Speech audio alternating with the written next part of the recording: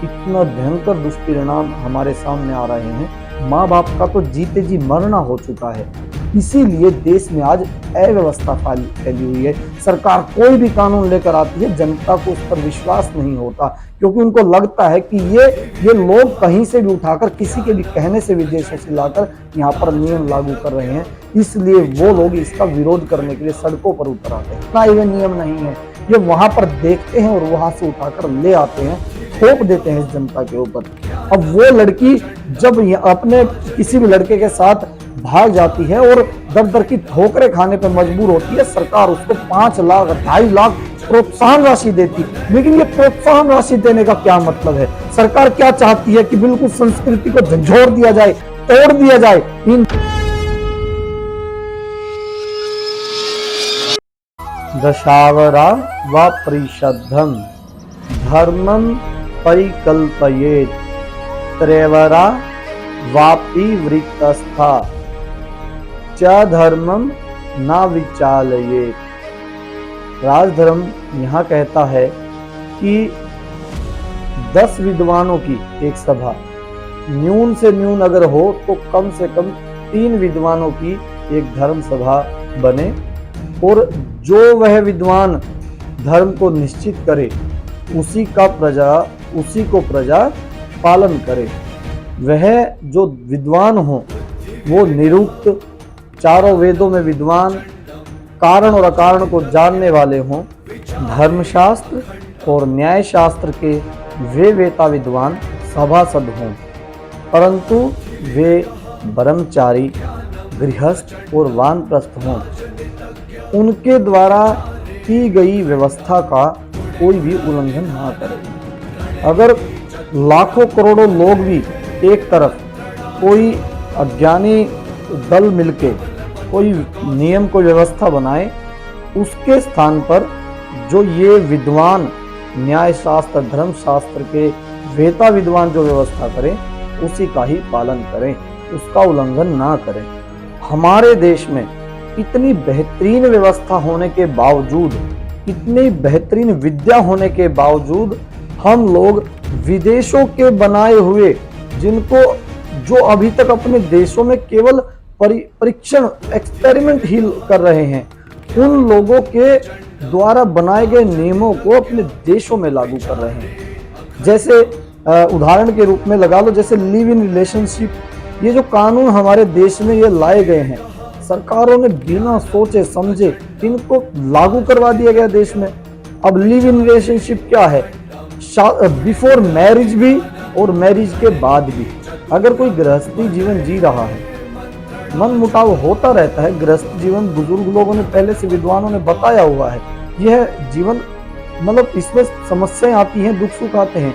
अब उस दौरान अगर वो बाहर किसी लड़के से संपर्क करने के लिए अगर उसको छूट दे दी जाए तो संभव है कि वो कहीं ना कहीं करेंगे, और उसको नियम, जो एक व्यवस्था बनी हुई थी, ये जो लिव इन रिलेशनशिप नियम आया, उस व्यवस्था को तोड़ने का उसने काम किया। और बिफोर मैरिज भी अगर लड़की 18-19 साल हो जाती है, 20 साल हो जाती है, तो वह बिना शादी के भी स्वतंत्र कर दी गई कि उसके माता पिता से वह दूर रहकर और लड़कों के साथ बिना शादी किए रह सकती है। इस जो ये व्यवस्था दी गई है, जो ये नियम देश पर थोप दिया गया है विदेशों में से लाकर, क्या ये अव्यवस्था नहीं फैला रहा?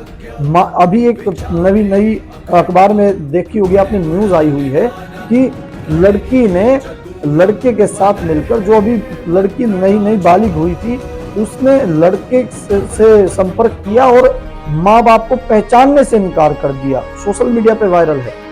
और पहचानने से इनकार किया तो माँ बाप ने उसके पांव तक पकड़े, सड़कों के बीच में गिड़गिड़ाया माँ बाप। और लेकिन जब उसने नहीं मानी तो माँ बाप का दुख ऐसा झलका कि उन्होंने लड़की की उसी दिन से मरियत कर दी, और 13 दिन बाद 13वीं भी, और उसके बकायदा जो मरियत पर जो 13वीं के कार्ड छपते हैं वो छपवा कर वायरल किए। मतलब माँ बाप का दुख इस तरह से झलका कि उन्होंने जीते जी जो उनके लिए मरी समान उन्होंने मान लिया उसको। मतलब जो ये व्यवस्था बनाई जाती है, ये व्यवस्था जो विदेशों में है, वो लोग तो अपने देशों में एक्सपेरिमेंट कर रहे हैं।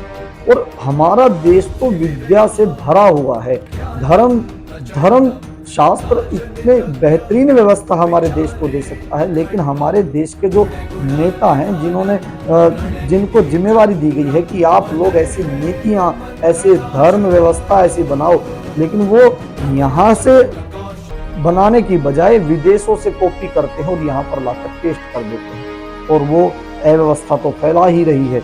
इतना भयंकर दुष्परिणाम हमारे सामने आ रहे हैं। माँ बाप का तो जीते जी मरना हो चुका है। व्यवस्था बनाने वाले हैं, नियम बनाने वाले हैं आज के, ये लोग विदेशों से लेके आते हैं, इनके अपने बनाए हुए नियम नहीं है। ये वहां पर देखते हैं और वहां से उठाकर ले आते हैं, थोप देते हैं इस जनता के ऊपर। अब वो लड़की जब अपने किसी भी लड़के के साथ भाग जाती है और दर दर की ठोकरें खाने पर मजबूर होती है, सरकार उसको 5 लाख 2.5 लाख प्रोत्साहन राशि देती है।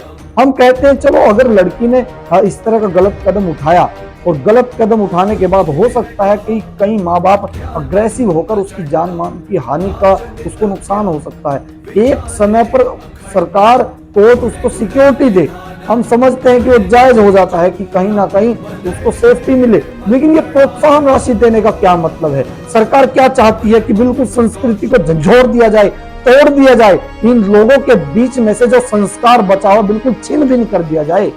तो ये जो ये कानून सरकार लेकर आई है, अरे अपने शास्त्रों को पढ़ो। ऋषियों ने राजधर्म, ईश्वर ने आदेश दिया है, राजधर्म कहता है कि ऐसी धर्म सभा बनाई जाए जो विद्वानों की हो, जो न्याय शास्त्र पढ़े हों, जो धर्म शास्त्र पढ़े हों, जो कारण अकारण को जानने वाले हों, जो गृहस्थ हों, जो वानप्रस्थ हों, जिन्होंने जीवन देखा हो।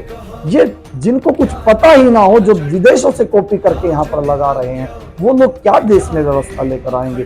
इसीलिए देश में आज अव्यवस्था फैली हुई है। सरकार कोई भी कानून लेकर आती है, जनता को उस पर विश्वास नहीं होता, क्योंकि उनको लगता है कि ये लोग कहीं से भी उठाकर, किसी के भी कहने से विदेशों से लाकर यहाँ पर नियम लागू कर रहे हैं। इसलिए वो लोग इसका विरोध करने के लिए सड़कों पर उतर आते हैं। सरकार से जो ये व्यवस्था इन्होंने बनाई है, इससे जनता का विश्वास धीरे धीरे उठ रहा है। तो राजधर्म कहता है देश में अगर व्यवस्था लानी है तो विद्वानों को धर्म सभा का अधिकारी बनाया जाए।